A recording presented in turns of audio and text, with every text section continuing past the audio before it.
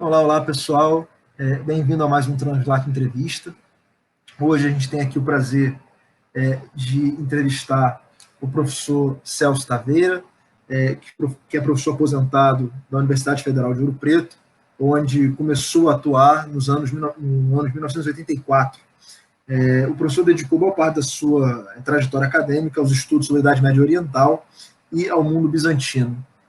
A gente agradece imensamente ao professor Celso por aceitar participar dessa entrevista. É um prazer tê-lo aqui conosco. E eu passo então a palavra ao Tiago para ele encaminhar a nossa primeira questão. Bom, professor, boa tarde. Para quem está nos ouvindo, nos acompanhando também, bom dia, boa tarde, boa noite.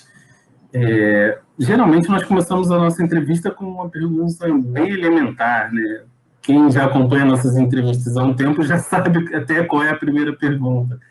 Então, primeiro, reforçar esse agradecimento, é um prazer muito grande recebê-lo aqui no nosso Translate Entrevista.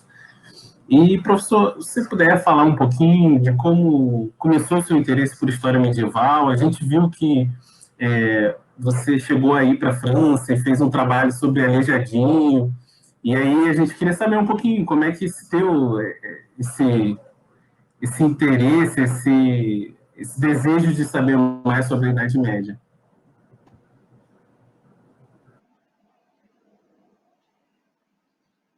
Ok, muito obrigado, antes de mais nada, a vocês pelo convite, pela honra de estar concedendo aqui essa entrevista. E falar sobre como se deu o interesse pela história medieval é uma coisa que recua muito na minha vida, porque desde cedo, da adolescência, eu tinha um interesse por leitura particularmente de arqueologia. Então, eu frequentava a Biblioteca Pública de Belo Horizonte, pegava lá alguns livros de arqueologia, com capítulos sobre Egito, sobre Mesopotâmia, que me fascinava muito, assírios e babilônios, aquela violência toda. E então, no início, não tinha nada assim especificamente pela medieval, mas isso logo aconteceu. Eu tinha um irmão que começou a comprar muitos livros e ele comprou uma enciclopédia de vários volumes, e num dos volumes, que era sobre história, e na parte de Idade Média,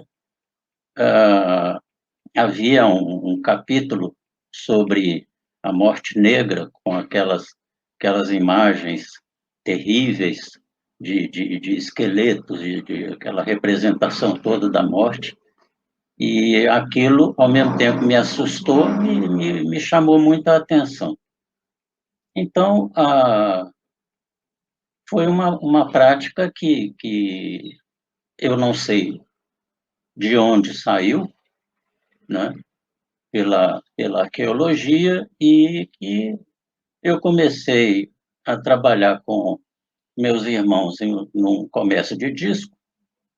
Então, eu já começava a frequentar alguma livraria, fazer uma amizade aqui e ali, e ia comprando livros de história sem nenhuma orientação, sem nenhum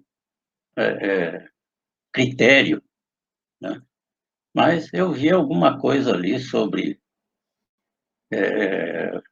antropologia, sobre e, de história medieval. E o que eu encontrava, que era muito pouca coisa de antiguidade,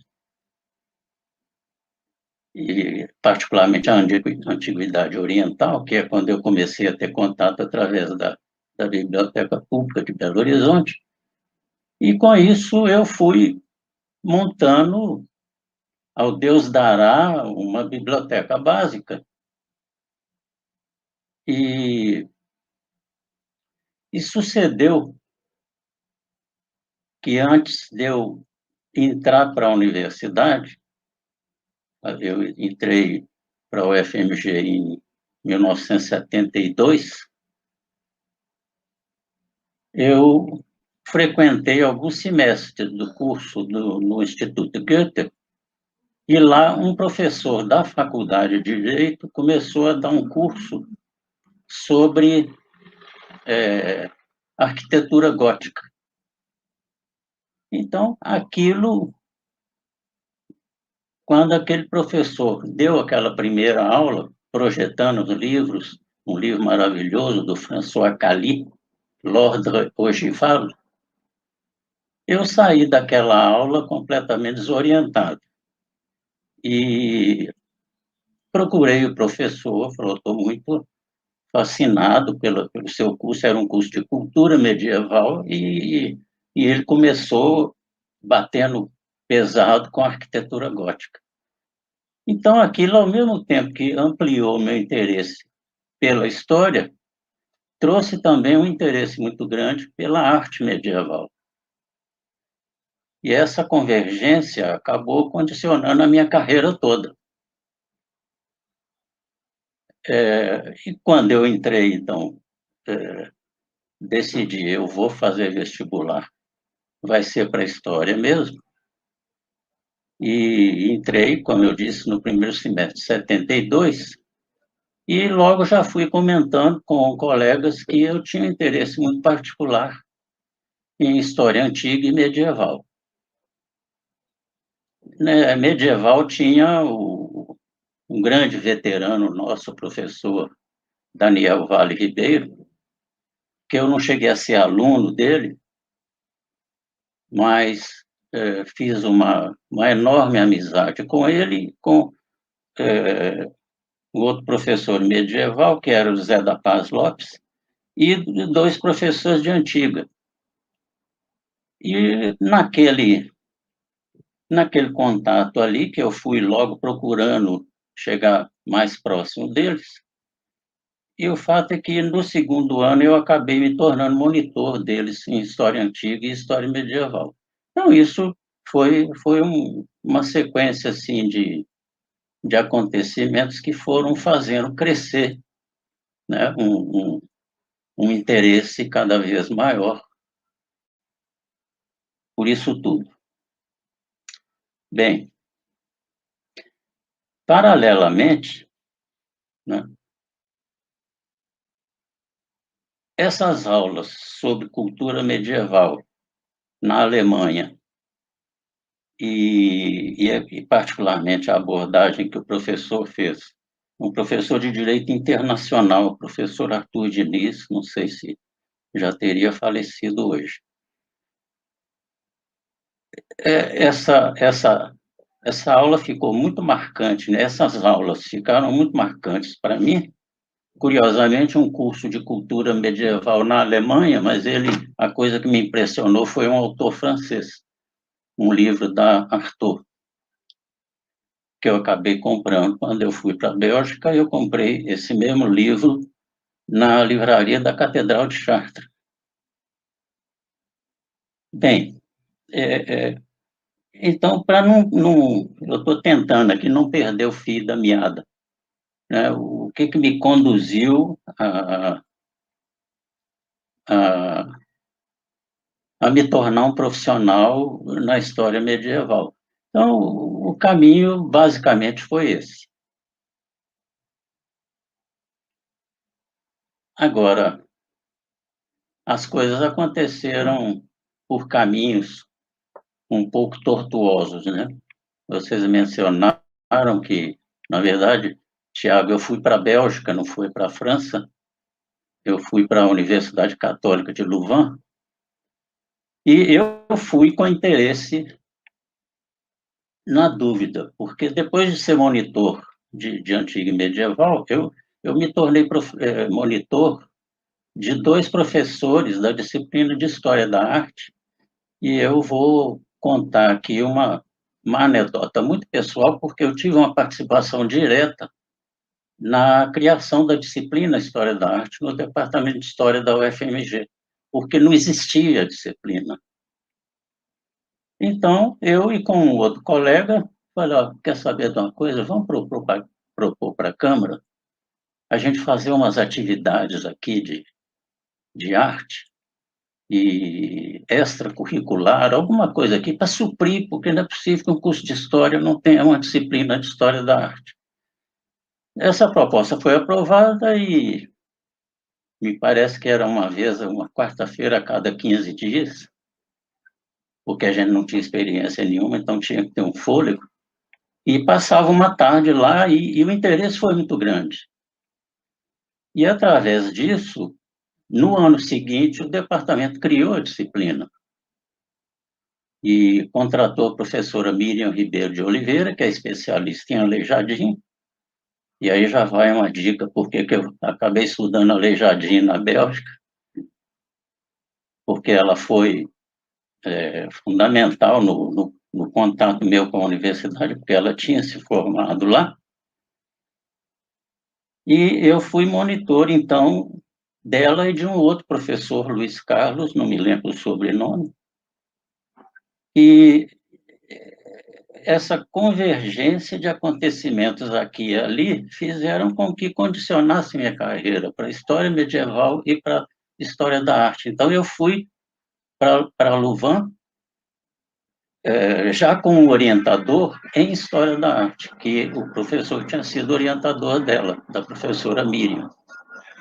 Mas lá, no departamento de História em Louvain, tinha o grande Leopoldo Génicot. Então, eu fiquei com a cabeça meio balançada, mas eu fiquei com medo porque o curso dele de medieval, eu adquiri a apostila, super, um calhamaço de todo tamanho, mas eu vi que eu ia ter que ter um conhecimento de latim ali, para o qual eu não tinha a menor condição. Então, não, então vamos trabalhar mesmo com história da arte. E, então, pensando no meu retorno para o Brasil, quando eu fui ainda era ditadura militar, era muito difícil encontrar uma vaga. Mas eu já tinha aquele sonho claramente delineado na cabeça de me tornar professor universitário. E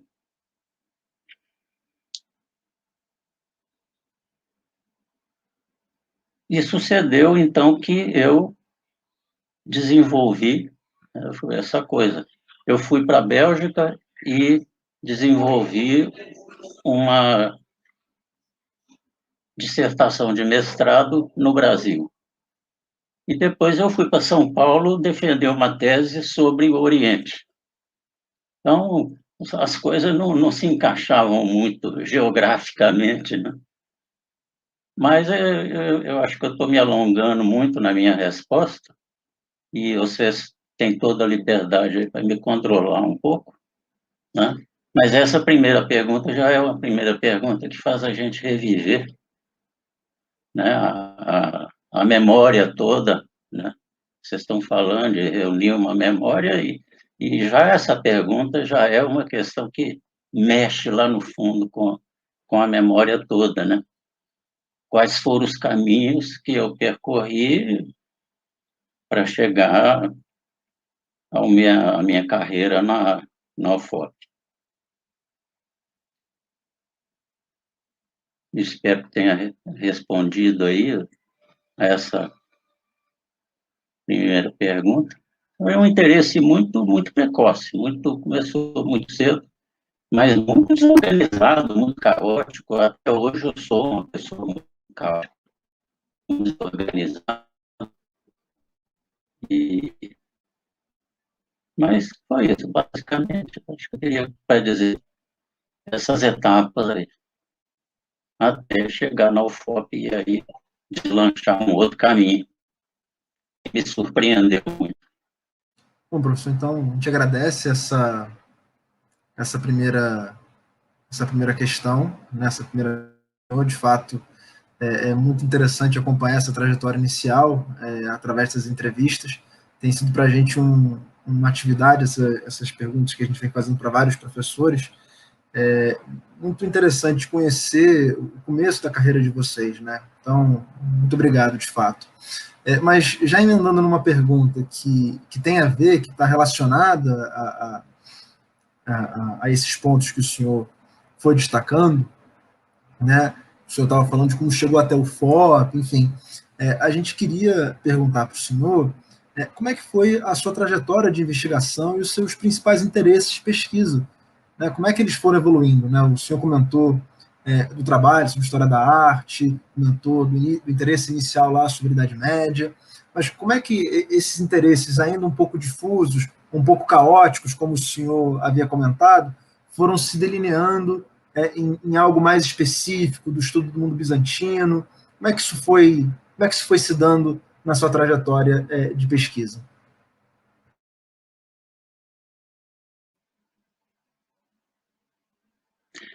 É, a, a, aí nós entramos numa segunda etapa, né, em relação à primeira pergunta, que é justamente quando eu terminei minha graduação com um pouco de atraso, porque eu trabalhava com meus irmãos e era um pouco malandro, mas tinha sempre aquele interesse e fiz uma série de disciplinas isoladas, de forma que eu não tive pressa de terminar meu curso nos 4 anos normais. Fiz 4 disciplinas isoladas na filosofia, dentre elas filosofia medieval e, e outras disciplinas já em campos um pouco distintos, como, por exemplo, uma disciplina sobre Gaston Bachelard, que é um pensador francês que os franceses não gostam de considerar muito como filósofo, mas é uma das cabeças mais geniais que a França produziu no século XX. E, e como eu trabalhava, e eu não tinha uma perspectiva muito grande, não tinha aquela convicção de que eu poderia vencer na vida com um diploma de história. Isso me preocupava muito. Mas a grande oportunidade foi esse contato com os 2 professores de História da Arte, e particularmente a Miriam, que era e é luvanista, né? E um belo dia ela me perguntou: Celso, você quer ir para a Bélgica? Eu falei: Miriam, onde é que você está com a cabeça? Mas deixa eu pensar. Ela trabalhava na Fundação João Pinheiro, no centro de Belo Horizonte. No dia seguinte eu voltei: Miriam, eu quero ir. Eu vou. Ditadura militar, nem pensar em bolsa, seria me meter numa aventura, né, para trabalhar lá e contar com a ajuda da família, uma família numerosa, tinha um comércio de disco bem sucedido, e eu topei, vamos, com a cara e a coragem.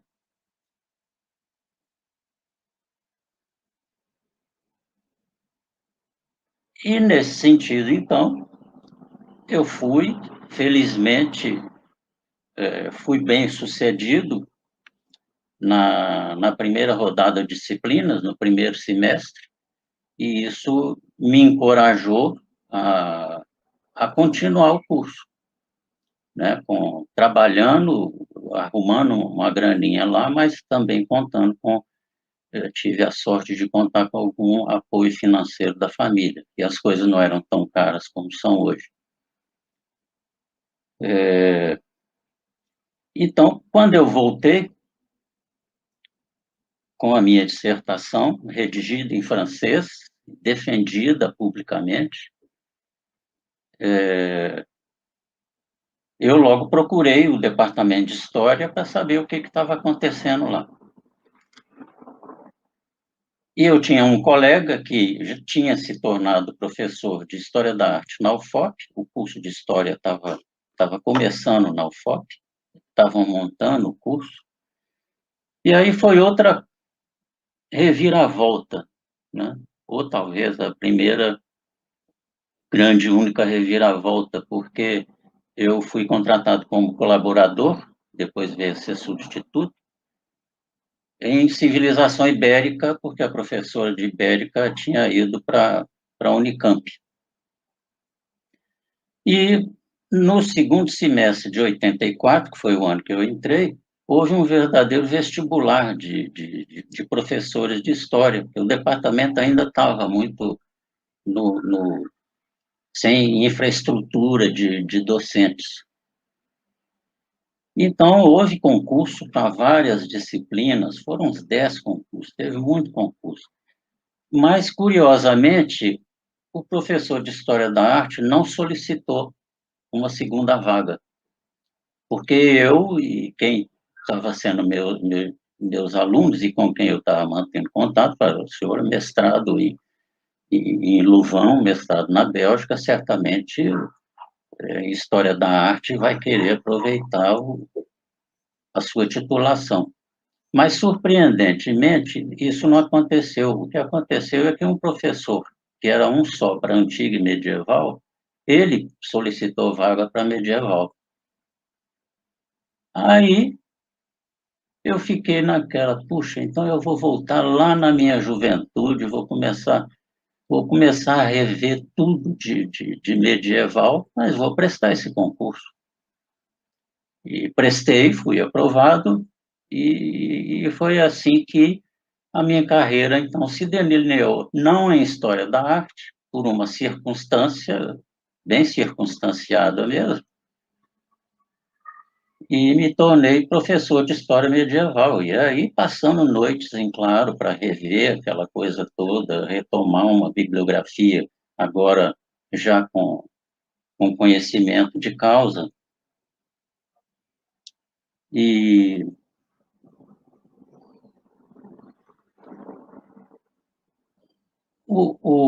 nessa pergunta, a trajetória de investigação, vocês querem que eu continue pelos desdobramentos no departamento? Por que eu cheguei no interesse pela história do Mediterrâneo Oriental, que foi a minha preocupação inicial? Tá? Sim, Posso continuar?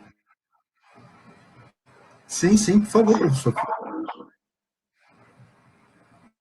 Bom, então o que aconteceu é que com poucos semestres ali lecionando Idade Média no Ocidente, eu comecei a achar alguma coisa estranha, mas espera lá, o Mediterrâneo não é um lago ocidental, não, existe todo um lado oriental aqui que está...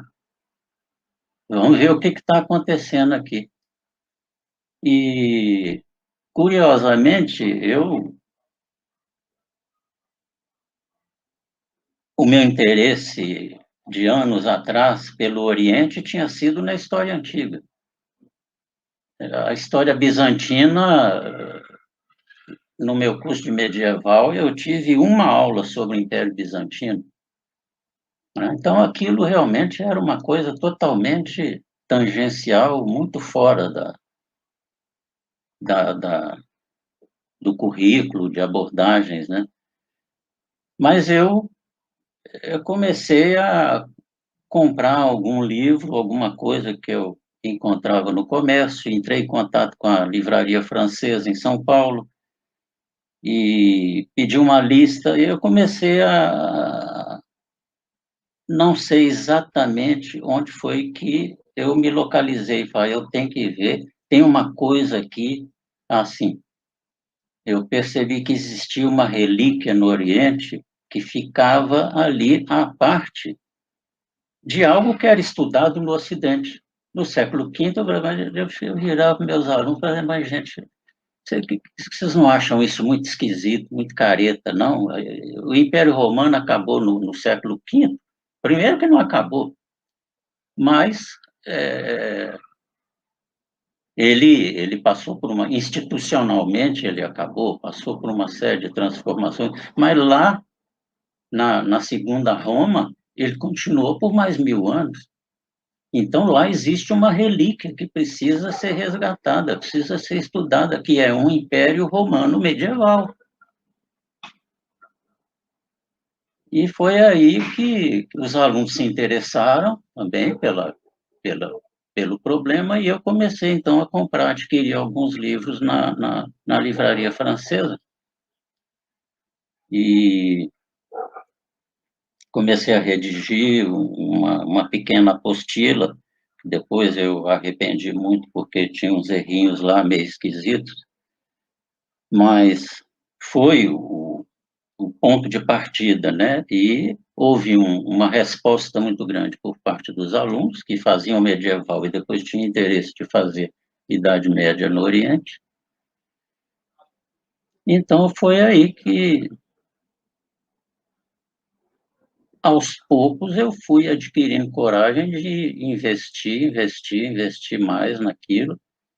E, então, quando chegou a época do doutorado, eu até tive que adiar, porque a chapa que eu apoiei nas eleições foi a primeira vez que uma chapa de esquerda ganhou eleições na UFOP. Então, como surpreendentemente ganhamos, eu adiei meu doutorado eu votei na equipe, mas então eu também, se vocês acharem que eu posso dar uma contribuição, eu vou dar uma contribuição na administração superior. Acho que vou aprender muito com isso. Mas, então, o meu doutorado acabou demorando muito. Isso teve consequências que eu não sei se o desenrolar da nossa conversa aqui vai haver oportunidade para voltar nisso. Mas, na minha banca, quando eu prestei o concurso, esteve nela o professor Jonatas Batista Neto, né, da USP.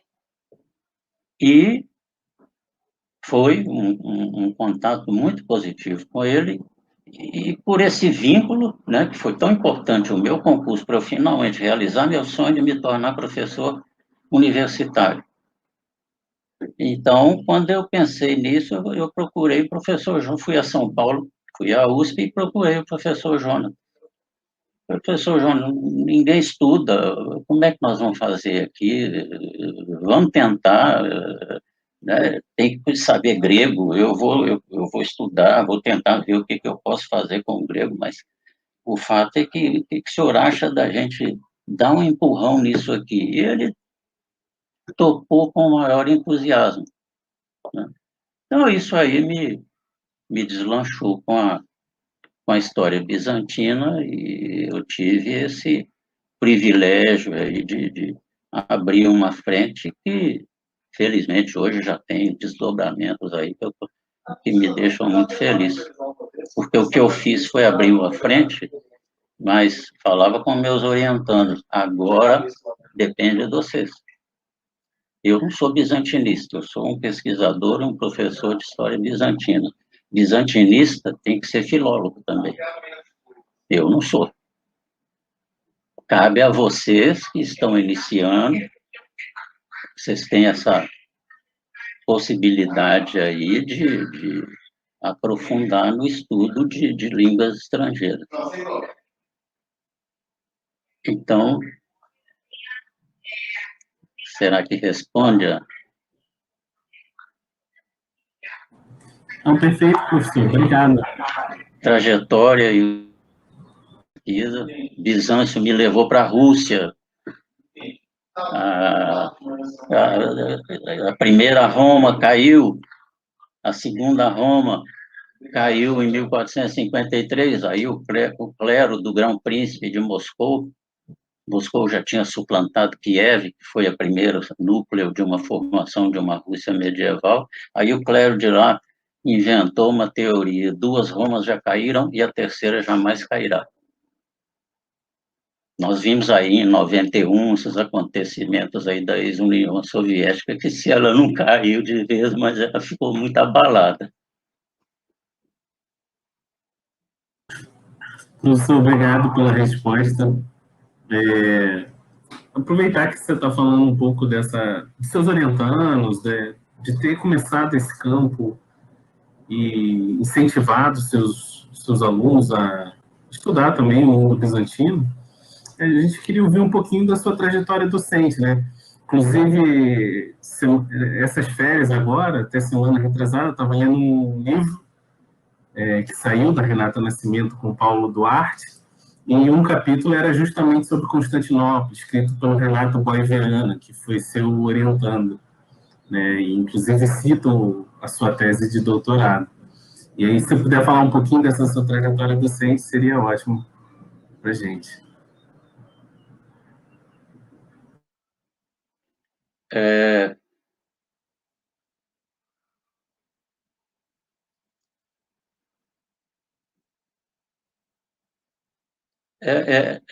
Você poderia repetir, resumir a pergunta, a trajetória docente? Você mencionou dois autores aí, eu não escutei direito aqui. Você pode repetir? Claro, professor. Na realidade, foi só uma referência que eu fiz a um livro que eu estava lendo, que tinha um capítulo escrito sobre Constantinopla, e foi escrito pelo Renato Boiviano, que foi seu orientando, né? Isso. E aí a gente queria ouvir um pouquinho dessa sua trajetória docente, porque você estava falando que, de certa forma, você foi incentivando seus alunos a conhecer um pouco mais do mundo bizantino, a estudar línguas como o grego, por exemplo, que são fundamentais para o estudo desse mundo bizantino. E aí a gente queria ouvir um pouquinho sobre essa sua trajetória docente, né? A gente viu também no seu Lattes que você chegou a dar aula como professor visitante na PUC, então a gente está querendo só ouvir um pouquinho dessa sua trajetória.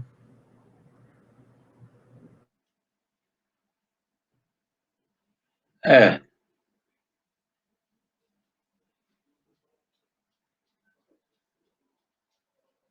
Bom, foi uma trajetória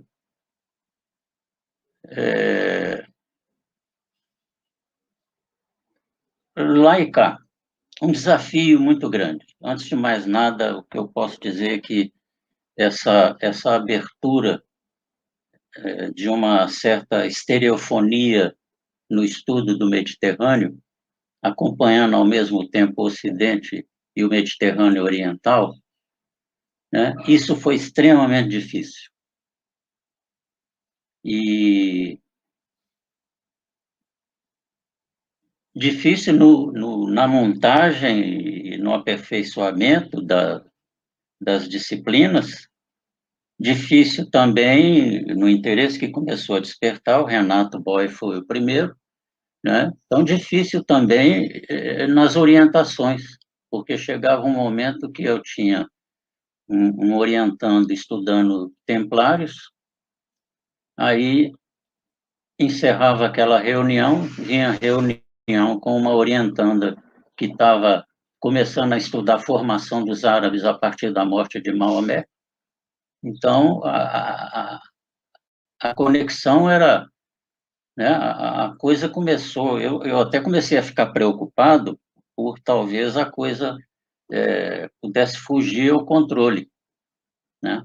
Porque quando a gente vai para o Mediterrâneo Oriental, né, é completamente diferente de trabalhar para o Ocidente. O Ocidente é um bloco, e quando a gente olha no mapa mundi, a gente vê que a Europa Ocidental é uma extremidade de um vastíssimo continente indo-europeu. A coisa, quando a gente vai para o Oriente, existem Orientes e Orientes. É muito diferente do Ocidente. E nisso, então, começaram a aparecer propostas bastante diversificadas. Um orientando, estudando a formação da Rússia de Kiev, nos séculos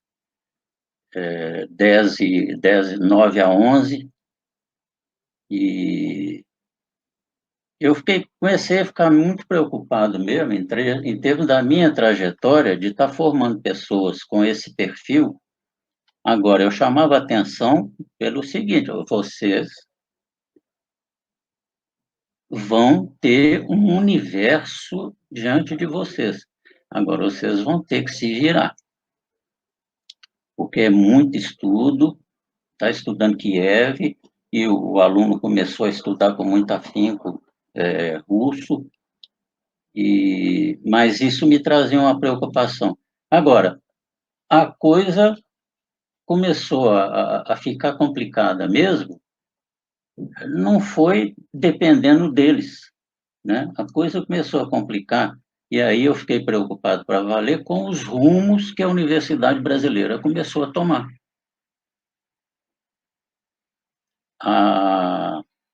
O fechamento total para concursos públicos. Então, o pessoal está estudando árabe, está estudando russo, está estudando bizâncio. O Renato pegou uma época em que ele achou concurso público, mas os que vieram depois começaram a encontrar uma universidade muito fechada. E esses ex-orientandos, eles estão aí. O que começou a estudar Rússia fez um estágio de 6 meses em Cambridge. Quer dizer que os caras estavam levando as coisas a sério. Mas o país começou a não andar.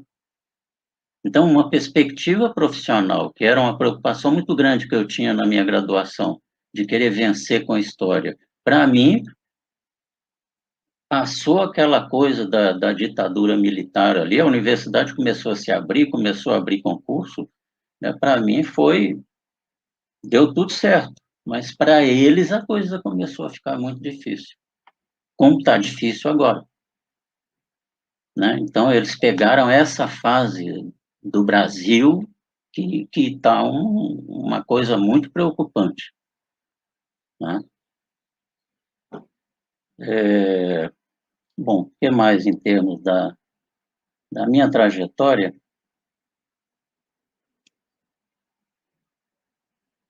Bom, uma coisa que eu acho que também contribuiu muito para o interesse, né, pela minha dedicação na minha carreira, na minha trajetória acadêmica na UFOP, foi aquilo que eu já mencionei anteriormente, do interesse pela arte medieval. E com isso eu comecei a trabalhar com história, falando, bom, então a solução agora vai ser, ou de vez em quando oferecer alguma disciplina eletiva, ou optativa, disciplina que não é obrigatória, né? Em História da Arte, em História Geral da Arte, juntamente com o professor que era especialista em arte no Brasil, mas ele dava História Geral também, mas eu comecei a, periodicamente, a oferecer alguma disciplina eletiva em alguma temática de arte geral. E a solução que eu encontrei foi, bom, agora eu me tornei professor de medieval, então eu tenho uma formação em artes, eu vou utilizar o objeto artístico como uma fonte histórica como outra qualquer. Então, não apenas trabalhar com documentos de arquivo, documentos escritos, mas pegar uma escultura, pegar uma pintura e trabalhar aquilo exaustivamente como uma fonte documental para o estudo daquele determinado momento, daquele determinado problema. Então, essa visualização enriquecia muito, né? Trabalhava muito com cartografia, porque a cartografia no Oriente é extremamente mais complicada do que no Ocidente. E uma coisa que eu também incluí na minha trajetória foi o seguinte, o interesse por diferentes áreas, Ocidente, depois Império Bizantino, depois Rússia e formação do mundo eslavo, sempre acompanhei isso por uma pesquisa também da música daquelas regiões. A tradição musical daqueles povos, daquelas culturas que eu estava desbravando ali. Então, aqui atrás tem apenas uma parte da coleção de discos, que hoje é bem razoável, porque eu comecei a reunir um acervo muito grande de música bizantina, música árabe, e música dos países eslavos, de um modo geral, e comecei a montar disciplinas de apreciação musical. Então, essa trajetória ela acabou sendo Idade Média Ocidental, Idade Média Oriental, música, história e apreciação musical, naquele intuito e utilizando história da arte como um recurso de fontes e procurando, então, trazer para os meus alunos a visão a mais abrangente possível que eu pudesse transmitir para eles. Eu acho que essa talvez tenha sido a coisa mais importante nessa minha trajetória docente na UFOP. Ampliar o máximo que puder a visão histórica dos alunos. E minha também, né?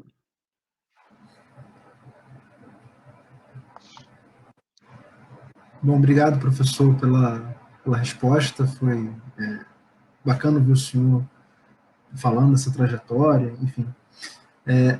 Agora, uma questão que a gente queria propor ao senhor, você estava falando de como foi esse movimento, dos problemas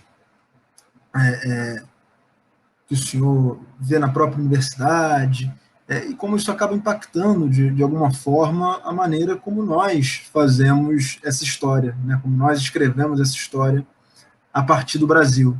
Então, uma pergunta também que a gente faz para todos os professores que a gente tem entrevistado se existiria alguma especificidade da história produzida no Brasil, alguma coisa que seria uma marca, uma característica nossa quando produzimos essa história medieval aqui das universidades brasileiras.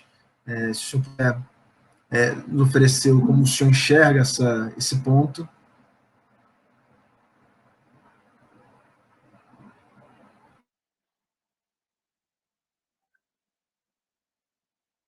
Bom,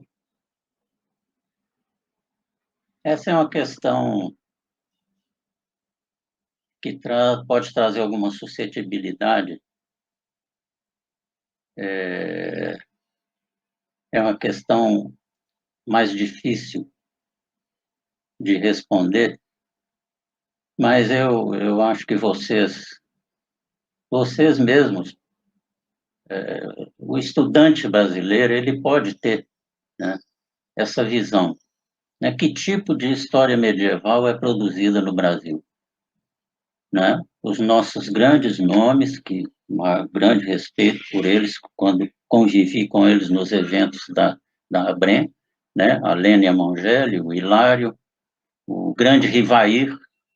Eu vi nas entrevistas que vocês mandaram, o Rivair está aqui, vou ler.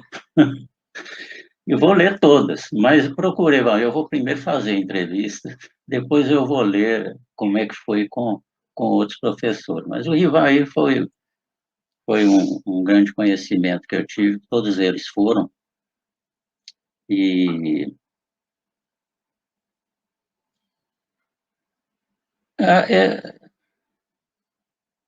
eu vejo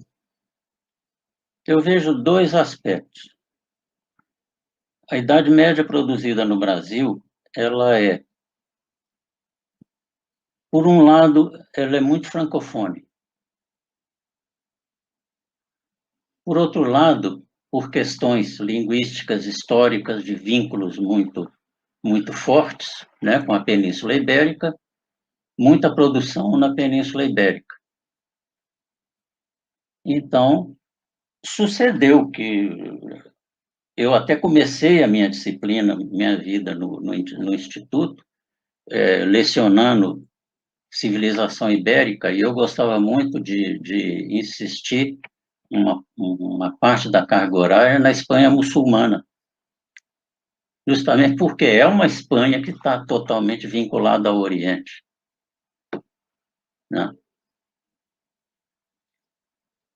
Então, eu vejo a produção da história medieval no Brasil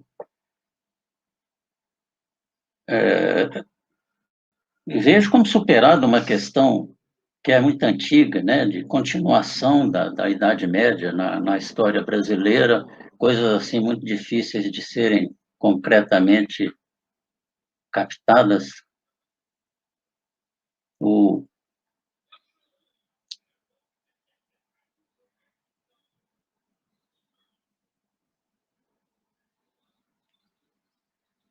mas, no conjunto, o que eu, o que eu percebia era uma produção historiográfica brasileira muito concentrada no Ocidente. E quando eu resolvi dar uma guinada para o Mediterrâneo Oriental, foi uma forma que eu encontrei também de procurar um outro caminho, enviesando ali para o Mediterrâneo Oriental. Uma, uma abertura do leque, né? Agora, vejo a produção da história medieval no Brasil com de vento em polpa, né? Muita coisa boa sendo produzida.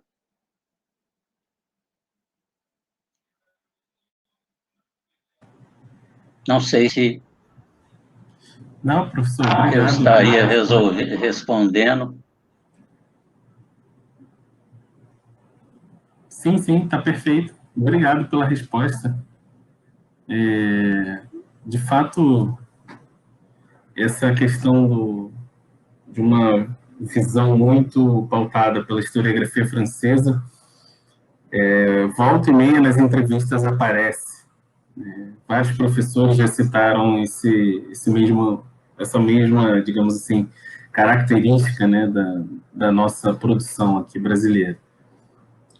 Essa questão também de ser muito voltada para a Europa Ocidental também foi tocada, se não me engano, na própria entrevista do Rivair, que em breve você vai assistir também, você vai ver que o Rivair toca muito nesse ponto, mas também outros professores acabam falando sobre isso. Professor, agora a gente tem uma pergunta um pouco mais voltada para uma reflexão a respeito do nosso papel, né, como medievalista nessa sociedade brasileira. Você vinha falando dessas diversas transformações que a universidade passou, né, um momento de poucas vagas, poucos postos universitários, uma ampliação e agora novamente uma diminuição no número de vagas. Isso tem a ver com o investimento público em o que, digamos assim, o governo entende que é necessário ou não ser feito a respeito da educação, de forma geral, mas a gente entende também que ensinar e estudar essa sociedade do passado, ela tem alguma função social, em alguma medida deve ter, né? E aí a gente queria saber do senhor qual seria essa função social dos medievalistas aqui no Brasil, tendo em vista que essa área de história medieval, reconhecidamente, é uma área que desperta um pouco de desconfiança dos colegas de história do Brasil, de história da América. É muito comum a gente escutar alguma piadinha, você vai estudar medieval, e a pessoa faz aquela cara feia, mas você é tão inteligente, por que não estuda história do Brasil? Né? Coisas do tipo que eu acho que todo medievalista brasileiro, em algum momento, passou, né? Seja em congresso, seja no próprio curso da graduação, né? Então, a gente queria saber um pouquinho do senhor, qual seria essa função social que o medievalista tem aqui nesse país, né?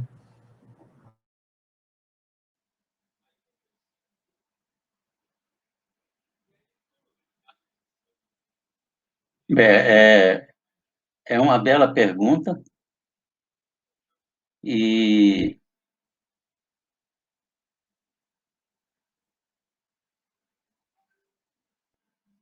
uma pergunta que, em parte, talvez eu já tenha encaminhado alguma coisa, na medida em que eu vejo essa preocupação muito grande com meus ex-orientandos, né?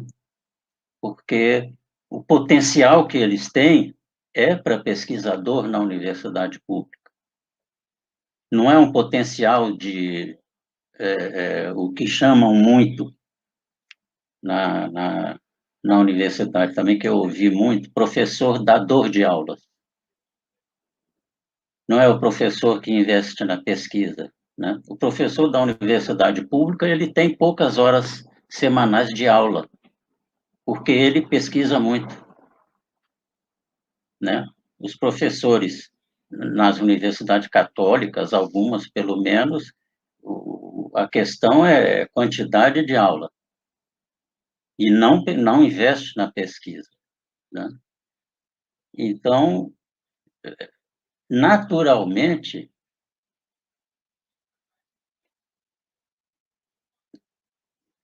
o estudante que, na graduação, toma essa iniciativa, que é corajosa, de estudar a história antiga, de estudar a história medieval no Brasil, né, como se fossem coisas exóticas que não existem na história do Brasil, feito eu cheguei a ouvir, quando eu fazia minha graduação, para que estudar antigo e medieval se não existe isso no Brasil, né? Então, lá na década de 70, eu já convivia com isso, nos meus tempos na Fafiche. É um exotismo, é uma falta de objetivo na vida, né? Agora,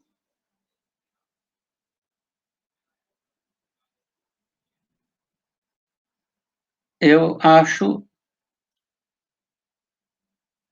uma decisão corajosa por parte do estudante e uma decisão socialmente muito importante, porque ele tem uma contribuição, seja no ensino fundamental, médio, mas o perfil do pesquisador é para a universidade, isso não é nenhum elitismo, né? Isso é uma valorização do potencial que cada um tem, e acho esse papel aí essencial justamente para romper tipos de preconceitos como esse que vocês mencionam na pergunta, né? E já não era novidade para mim quando eu era estudante na década de 70, na UFMG. E depois que eu voltei da Bélgica, eu fui aprovado no concurso da UFOP, eu tive algumas oportunidades para prestar concurso para medieval na UFMG, e não fui. E não fui justamente porque eu convivi com esse tipo de postura.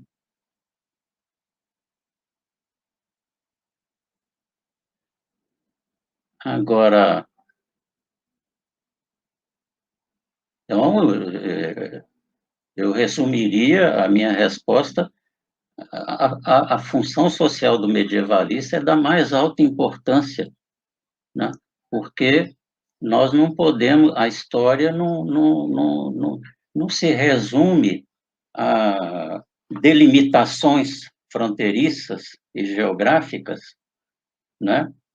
Por que nós fazemos parte de institutos de ciências humanas? Não são institutos de ciências humanas brasileiras ou latino-americanas ou americanas como um todo. São institutos voltados para a formação humanística de quem acede à universidade. Não está indo para uma área técnica, não está indo para engenharia, não está indo para história, para letras, para filosofia, para sociologia. Então, é claro que isso cria uma barreira, isso cria para o futuro profissional um empecilho, né, uma dificuldade que não é suplementar, é uma dificuldade integral, né, na vida dos futuros profissionais que estão estudando na universidade ou nas escolas. E então é da mais alta importância e responder a esses tipos de preconceitos com força, com convicção. Ah, por que você é dessa área, você acha que todo mundo tem que ser? Né? Agora, quando a gente vê como que é a cabeça dos nossos políticos, certamente 90% deles, com todo respeito pelas faculdades de direito, mas eu vejo, todos eles passam pela universidade, na faculdade de direito, para seguir a carreira política. E o que eles fazem com a palavra democracia? Olha que palavra mais maltratada na política brasileira. Muito pouca gente que está lá em cima pode ter percepção do que significa essa palavra. Isso é justamente a ausência de uma formação humanística, porque mesmo quando vai para uma área que eu considero de humanas, eu tive que estudar do zero o direito romano quando eu fui para Bizâncio, mesmo quando entra nessa área, é apenas com uma preocupação técnica, jamais uma preocupação humanística. Por exemplo, um exemplo que me deixou horrorizado quando eu comecei meu doutorado. Eu senti que eu ia ter, eu estudei os fundamentos ideológicos da autocracia bizantina. Eu fui à Faculdade de Direito da UFMG em BH, procurei a bibliotecária, o que vocês têm aí de história do direito? Ela olhou para mim, história do direito? Ah, eu acho que nós não temos nada, não. E não tinha. Lá fui eu para as livrarias de direito em Belo Horizonte, felizmente achei algumas muito boas, e fui formar minha biblioteca básica sobre história do direito romano. Isso não cai do céu, não. E é uma história riquíssima.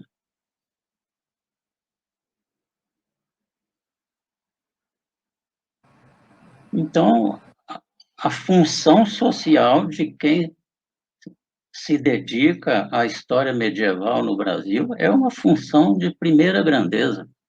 E isso não pode ser perdido, né? Como eu disse antes, a universidade está muito fechada. E eu não vejo a universidade lutando para se abrir. É isso que me preocupa muito. Qual está sendo a participação da universidade nessa situação política que o Brasil está vivendo hoje? Mais do que nunca precisa de humanistas.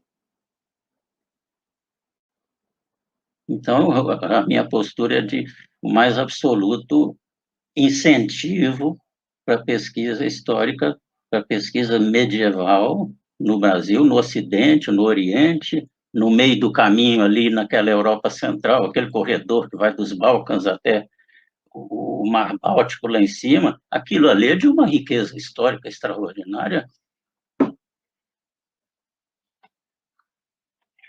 Então, é um universo que entra, né? Eu vou encerrar essa pergunta com um comentário que está me ocorrendo. Ontem à noite, eu entrei estava sem sono, entrei no Netflix para ver se tinha algum filme ali que valesse a pena. Aí eu vi um novo chamado A Escavação. Por acaso vocês conhecem? E quando eu fui ver, eu vi, uai, é sobre a descoberta do tesouro de Tutankhamun. Meu Deus do céu! Talvez o maior tesouro arqueológico jamais encontrado na Inglaterra, né? Aquilo é maravilhoso. E o que é aquele escavador, que não é como ele critica lá, aquele chato daquele cara do Museu Britânico, né? Que chama ele, você é um escavador, eu sou um arqueólogo. Né? Mas quem é que encontrou? Quem é que pegou a pá? Quem é que pegou a enxada e foi lá e encontrou enquanto vocês estão na academia? E o que que ele, como é que ele justifica o interesse dele de ir ali com a pá? Porque, mas a dona do terreno, porque nós estamos mexendo com os mortos. Não, nós estamos trazendo os mortos à vida. Nós estamos dando vida para os anglo-saxões, que o cara do Museu Britânico chamava de merovingios, né?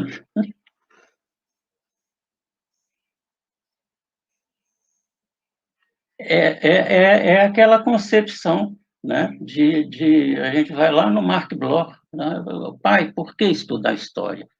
Nós estamos naquela mesma pergunta até hoje.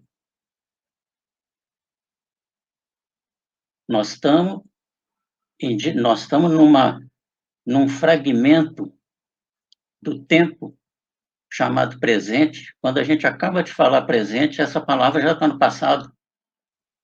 Então, nós estamos a caminho do futuro, e sem o nosso passado que nos construiu, nós não somos nada.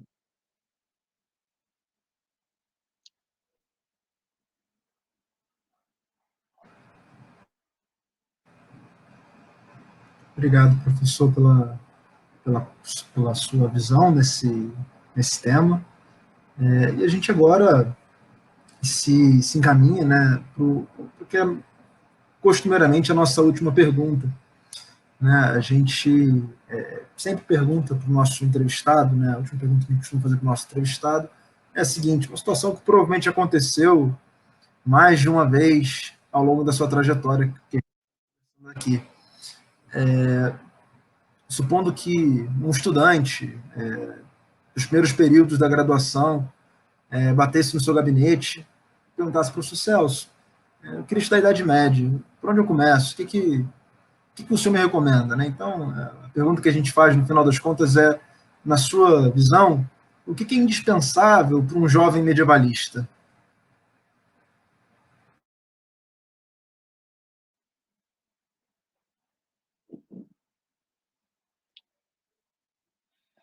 É a resposta que é curta. Estuda línguas. Primeira coisa, rompa a nossa carência, que vem da nossa formação, né, de ter uma distância muito grande de línguas. Então, quando eu procurei o Jonatas em São Paulo, eu não sei grego, mas eu vou me esforçar o máximo que eu puder e vou trabalhar com edições bilíngues. Mas será que é por causa disso que a história bizantina não é estudada no Brasil? É por causa da língua estrangeira? É por causa desse medo, né? Porque o bizantinista ele tem que ter um cabedal de conhecimento de línguas. E para o Ocidente também. Inglês, francês, alemão, latim, né? E que pode ser uma contribuição importante para uma pergunta anterior, né? Se nós vamos numa livraria, uma boa livraria de história, é capaz de 80% dos livros que estão lá de história medieval serem de autores franceses. Os ingleses são menos traduzidos, os alemães, muitíssimo menos ainda. Eu posso levar um dia, 2 dias para traduzir uma página, mas na minha tese o que eu precisei, eu consegui traduzir. Então, a primeira preocupação que eu teria com essa pergunta é investir na língua estrangeira, basicamente inglês e francês, né? E uma vez que você aprende uma língua, aprende duas, para aprender uma terceira é um salto, né? E no começo da sua da sua pergunta, Eduardo, professor, eu quero estudar medieval, o que que eu vou estudar? Essa é a pergunta mais desconcertante que eu já recebi na vida. Aí, estuda? Eu não tenho aqui um cabedal de propostas, né? Um estudante me procura, fala, escolhe aqui. Está aqui uma lista, escolhe. Não, veja o que está rolando nas aulas, quais são os problemas que estão acontecendo, como é que está a abordagem do professor, como é que está do outro professor, né? Um tema de pesquisa não surge de uma hora para outra. O problema é que o estudante tem pouco tempo. Alguns estudantes que só querem saber de formar, eles acham que tem muito tempo, 4 anos é muito, então vou dar um jeito de formar em 3, né?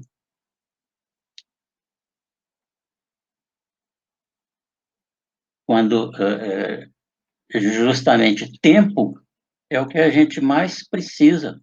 Então seria outra resposta. Tenha tempo. Tenha tempo para se dedicar aos manuais introdutórios da disciplina e vai fazendo ali seu fichamento, vai anotando ali o que está te chamando a atenção. E aí a gente começa a conversar. Em alguma aula, houve alguma coisa, você discordou de mim, rolou alguma coisa ali que você achou esquisito, já é uma dica. Já é uma dica importantíssima. Discorde do professor, porque ninguém é dono da verdade. Eu costumava, às vezes, trabalhar, eu variava um pouco minhas abordagens de textos, mas eu trabalhava, às vezes, com capítulos do Perry Anderson, ou trabalhava muito com guerreiros e camponeses do Gibi, e numa ocasião, num seminário discutindo, se não me engano, foi o capítulo A Dinâmica Feudal, do Perry Anderson, que era muito criticado por ser um historiador que não frequenta arquivo. Falei, bom, mas ele fez ou não fez um bom livro? Ele levanta ou não levanta questões?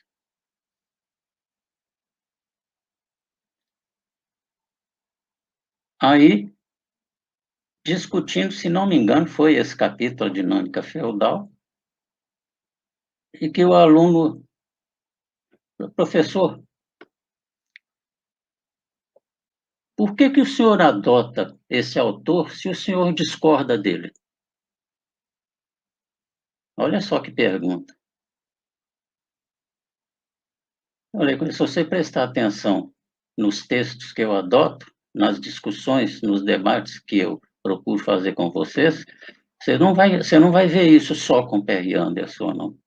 Você vai ver isso como um método de trabalho meu,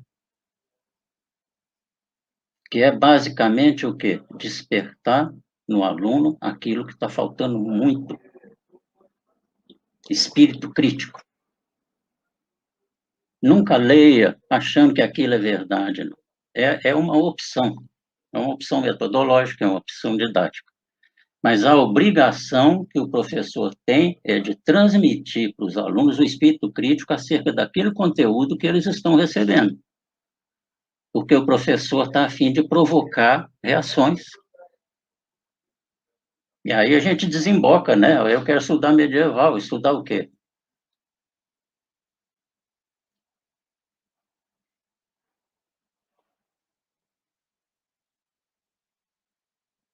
Portanto, eu vejo essas duas coisas. E romper a barreira da língua estrangeira. Isso foi uma coisa terrível para mim, para estudar Oriente. Mas o que eu posso dizer é que lá na frente a recompensa vai ser muito grande.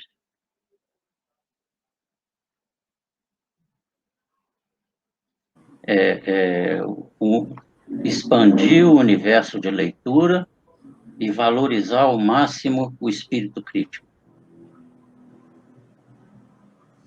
Ok, professor, obrigado. Muito obrigado pela sua resposta, professor. Com certeza, para quem não está nos acompanhando, coloca na memória várias aulas que teve lá no início da graduação, provavelmente, lembrando de situações parecidas, né? O professor, às vezes, passava um texto e aí ia ferozmente contra o texto. E aí, principalmente nos primeiros períodos, os alunos ficam meio atordoados, um olhando para o outro, o que está acontecendo? Por que ele está indo assim contra o texto? Mas faz parte da nossa profissão, é evidente que, de certa forma, tem que ser assim, né? Porque gera pluralidade de ideias, contraponto de posições, e é assim que nós vamos avançando para novas versões, né, sobre esse passado. Professor, eu queria agradecer muito a sua participação aqui nas nossas entrevistas que nós estamos realizando. Foi um prazer recebê-lo essa tarde. Queria também aproveitar que você fez a menção ao filme lá, a Escavação, deixar como dica cultural, assistam lá a Escavação no Netflix. Alô, Netflix, estão aqui, se quiser patrocinar, estamos abertos aí. Além disso, também queria informar os nossos ouvintes, né, que a partir de agora nossas entrevistas serão publicadas a cada 2 semanas, né, em função de um rearranjo que nós estamos fazendo, mas que elas vão continuar sendo lançadas e que nós contamos ainda com a presença de vocês, com o like, compartilhamento, tudo que possa gerar engajamento nessas entrevistas. E você que gosta dos estudos bizantinos e gostou dessa entrevista, compartilha ele com seus colegas, com os alunos da graduação, para que mais pessoas possam conhecer um pouco mais da história do professor Celso Taveira, tá bom? Um grande abraço para vocês, a gente se vê na próxima entrevista. Professor, se você quiser dar uma última saudação. A minha saudação vai para vocês, essa iniciativa tão maravilhosa, e o público de vocês,